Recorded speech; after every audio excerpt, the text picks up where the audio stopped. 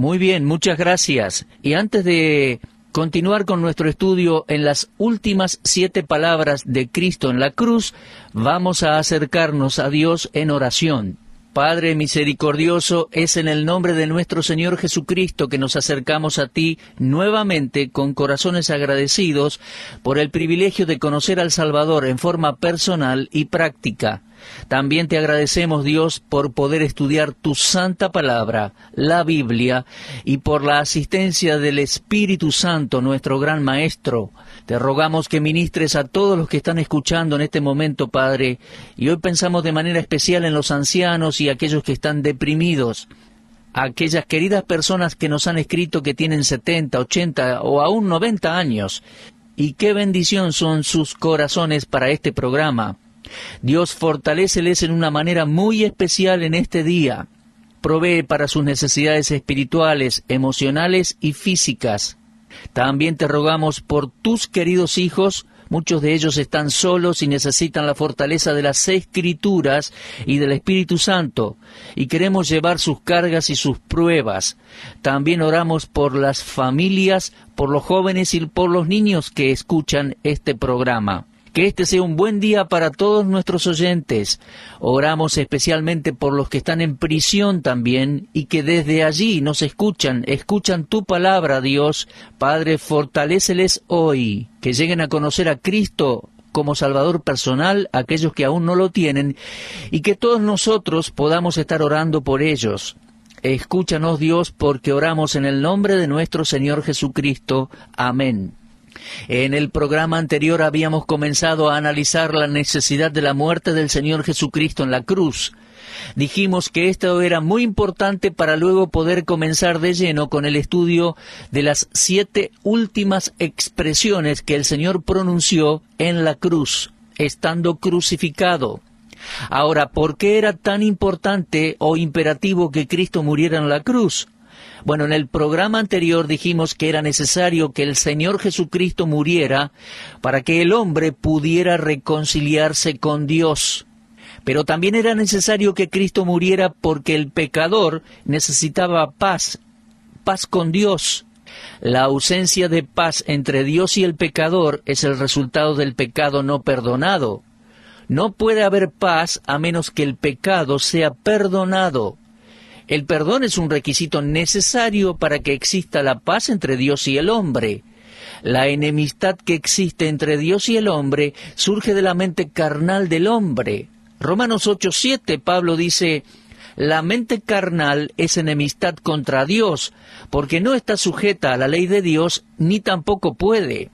La causa de esto es el pecado que crea desarmonía con Dios, y si el pecado no ha sido perdonado, continúa la alienación que existe entre Dios y el hombre.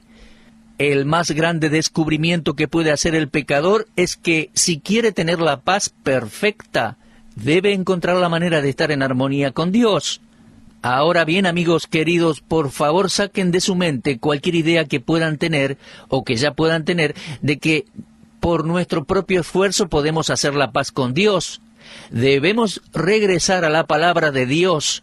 Estudie cuidadosamente las siguientes palabras escritas en Colosenses 1, 19 y 20. Dice, por cuanto agradó al Padre que en Él, en Cristo, habitase toda plenitud, y por medio de Él reconciliar consigo todas las cosas, así las que están en la tierra como las que están en los cielos, haciendo la paz mediante la sangre de su cruz. ¿Comprende eso? Haciendo la paz mediante la sangre de su cruz.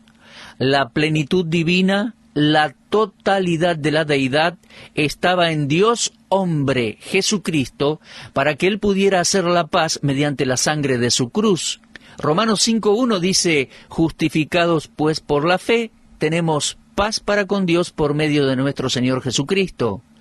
El alma que confía en la muerte de Cristo para su propio perdón, tendrá paz con Dios.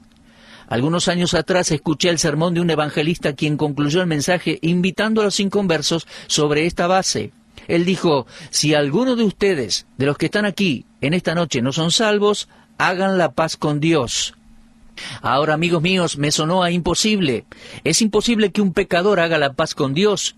usted no sabría cómo hacer la paz con Dios, y yo tampoco. Pero es Dios quien hace la paz con nosotros.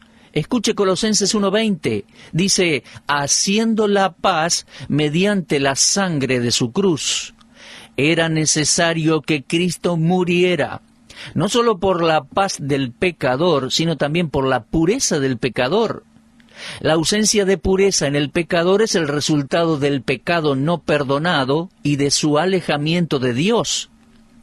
Bueno, de esta manera he tratado de mostrar que la muerte del Señor Jesús fue la muerte del Dios hombre en la cruz, y que Cristo efectuó el perdón y la paz para los pecadores, no por lo que Él dijo en un sermón, sino por su sacrificio sustitutorio en la cruz. No por ninguna enseñanza pública, sino por su muerte vicaria en nuestro lugar. Pero, amigos, el simple perdón y la paz nos dejarían incompletos. Ojo, al decir esto no trato de subestimar el perdón que Dios hizo posible. Simplemente quiero agregar que la muerte de Cristo llega más profundo, va más allá del perdón y la paz. Provee para el pecador que cree una conciencia interior, un claro darse cuenta de que él ya no es más una ofensa para Dios, y eso es maravilloso. Hebreos 9:14 dice, cuanto más la sangre de Cristo, el cual mediante el Espíritu Eterno se ofreció a sí mismo sin mancha a Dios, limpiará vuestras conciencias de obras muertas para que sirváis al Dios vivo. El pecador que cree y recibe el perdón y la paz, también recibe una conciencia limpia, algo que no poseía antes de ser salvo. Aquel que no es salvo tiene una conciencia aguda respecto a lo impuro más que de lo puro, mientras que aquel que es salvo tiene una conciencia más perspicaz respecto a lo puro más que de lo impuro. En vez de una conciencia contaminada, el Hijo de Dios ahora conoce la diferencia entre la conciencia manchada y aquella que fue limpiada, y sus deseos son hacia aquel que lo liberó. ¿Qué produjo el cambio? Bueno, ciertamente no fue la ley, sino el amor de Dios. Romanos 5:8 dice, Dios muestra su amor para con nosotros, en que siendo aún pecadores, Cristo murió por nosotros. Sí, era necesario que el Señor Jesucristo muriera para que obtengamos perdón y paz, pero también pureza. Además fue necesario que Cristo muriera para que el pecador tuviera poder. El cristiano tiene perdón, tiene paz, tiene pureza, pero no es inmune a las tentaciones en el pensamiento, en el hablar y en sus hechos. Para vivir victoriosamente sobre el pecado, necesitamos poder. Ser cristiano no nos exime de la posibilidad de pecar. Ahora, las enseñanzas de Cristo respecto a lo correcto y a lo incorrecto son muy finas, muy firmes también. Pero sus enseñanzas no nos capacitan a ninguno de nosotros para triunfar sobre el poder del pecado. Y si yo soy honesto, voy a admitir eso. Recordemos que el apóstol Pablo dijo en Romanos 7:18 al 21, y yo sé que en mí, esto es en mi carne, no mora el bien, porque el querer el bien está en mí, pero no el hacerlo. Porque no hago el bien que quiero, sino el mal que no quiero, eso hago. Y si hago lo que no quiero, ya no lo hago yo, sino el pecado que mora en mí. Así que, queriendo yo hacer el bien, hallo esta ley, que el mal está en mí. Como usted verá, nosotros estamos constantemente en un conflicto, y a veces inclinados al mal. Y esto a pesar del hecho de que los dichos de Cristo están todavía en nosotros. Estudiamos sus preceptos, pero estos no nos proveen el necesario poder para obedecerlos. Sus dichos no nos dan el poder para vencer el mal, sino que lo lograremos por medio de su muerte y la obra del Espíritu Santo. Leo en el texto allí en 1 Corintios 1:18. Porque la palabra de la cruz es locura a los que se pierden, pero a los que se salvan, esto es a nosotros, es poder de Dios. Sí, mis amigos, la muerte de Cristo nos da poder. Vamos a analizar un poco el tiempo gramatical del verbo. Algunos lo traducen como se salvan y otros como siendo salvos. Ahora, es verdad que nosotros los cristianos hemos sido salvos del castigo del pecado. Efesios 2:8 dice, por gracia sois salvos. Y también estamos seguros de que seremos salvos en el futuro, es decir, seremos salvos de la posibilidad incluso de pecar. El primero está en pasado, es decir, fuimos salvos del castigo del pecado. Y el segundo texto está en el futuro, seremos salvos de la posibilidad incluso de pecar. Pero de lo que quiero hablar ahora es respecto al poder sobre el pecado al presente, la victoria para no cometer pecado, el poder que necesitamos para eso. Hemos sido salvos del castigo del pecado, seremos salvos de la posibilidad de pecar, pero esta es una buena noticia, mi amigo, podemos ser salvos ahora de la práctica del pecado. Necesitamos ese poder.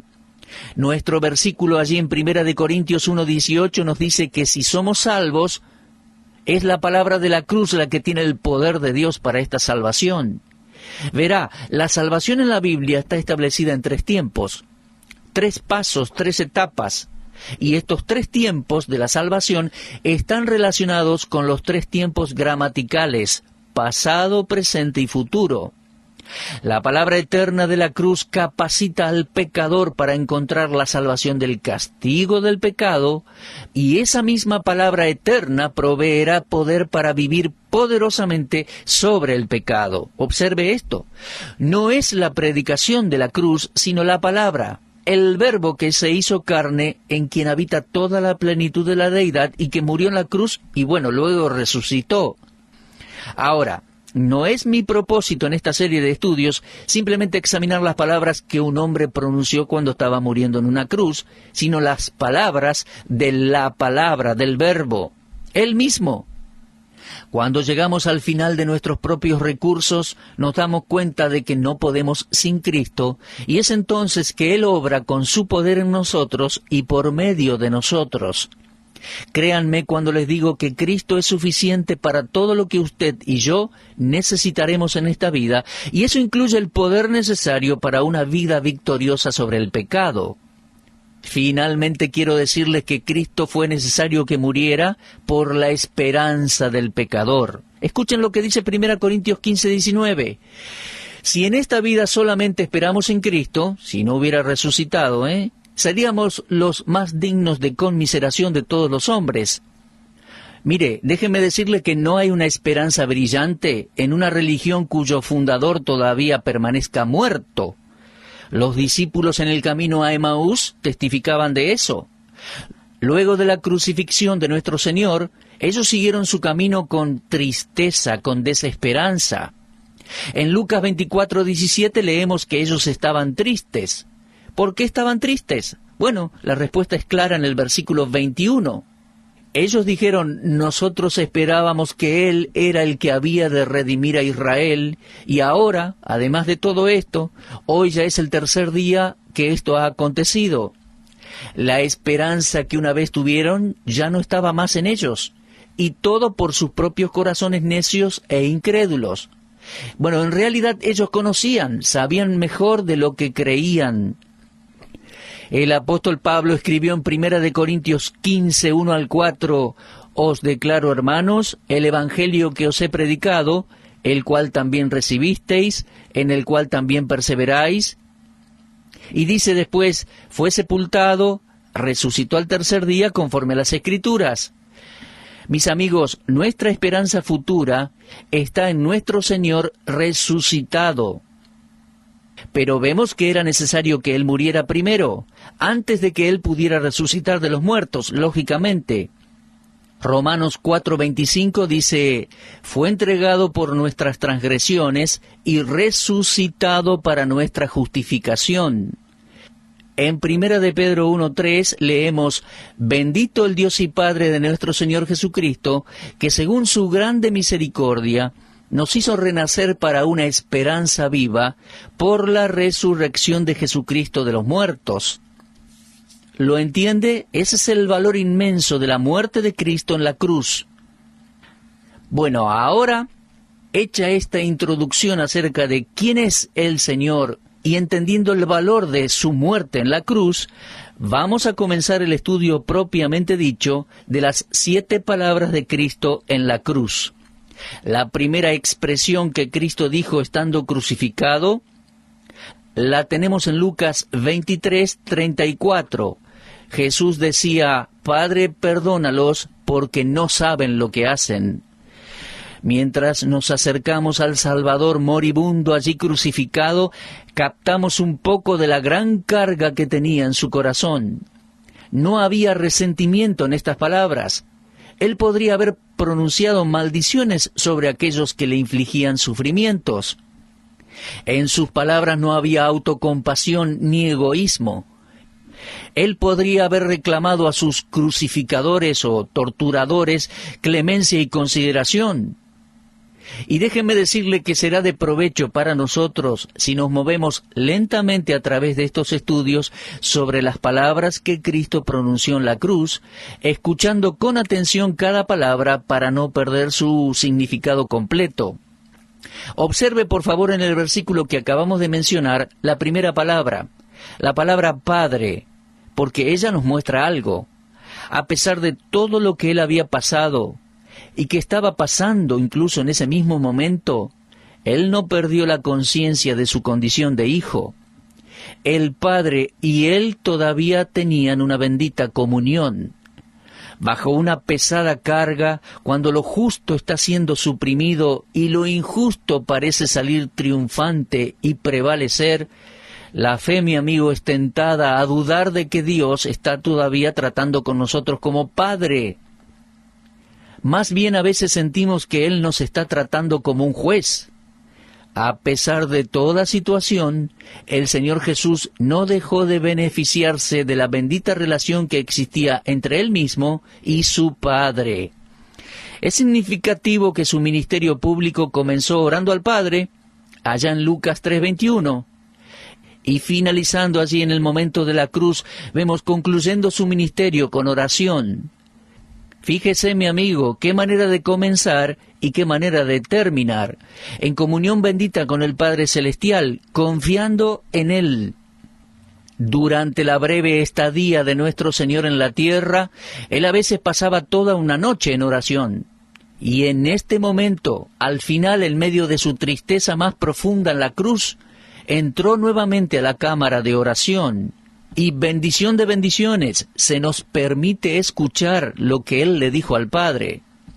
Mis amigos, yo no puedo pensar en ninguna relación sobre la tierra más satisfactoria que la relación entre el Hijo y el Padre, teniendo cada uno confianza en el otro. Oh, queridos hijos de Dios, ni por un momento nos consideremos a nosotros mismos como inútiles. Si no podemos asistir a reuniones, repartir folletos, enseñar en la escuela bíblica dominical, si no podemos cantar, si no podemos tocar un instrumento musical, no podemos predicar o escribir un libro, mis amigos, mis hermanos, podemos orar mientras tengamos conciencia. Y le pido a todos los que escuchan este programa, si usted es un hijo de Dios, por favor, ¿pondría este programa y mi nombre en la lista de oración? Estoy felizmente sorprendido y algunas veces, debo confesarle, muy gozoso por el número de inconversos que escuchan este programa. Creo que hay una necesidad más profunda en el corazón de las personas por la palabra de Dios, no por la simple predicación, no por la exposición desde un púlpito o desde un micrófono, no por gritar o llorar, no por pedir dinero, sino por la simple y sencilla enseñanza, la exposición de la palabra de Dios. Por favor, entonces, ore por este ministerio. La oración eficaz del justo puede mucho, y lo podemos hacer hasta el último momento de nuestras vidas. Piense en el querido Señor Jesús en estos momentos de la muerte en la cruz, cuando Él ya era incapaz de moverse físicamente.